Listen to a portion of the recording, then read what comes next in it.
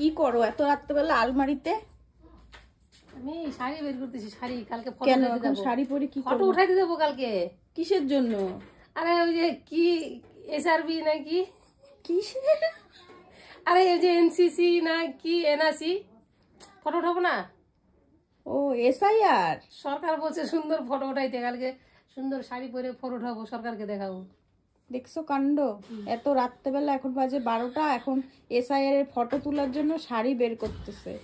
বলছে সরকারকে ফটো পাঠাবো, সরকারকে ফটো পাঠানোর জন্য। আগের ফটো তো ভোটের ফটো তো দেখার মতন না, এবার যদি দেখার মতন হয় তাও এই জন্য সুন্দর করে ভালো শাড়ি পরে ফটো উঠাবো। কতগুলা নাম দিয়ে দিল, এসবিআর, এনসিআর, এসআইআর। তো কি বলে কি বলে? ওইটাই বলে এসআইআর।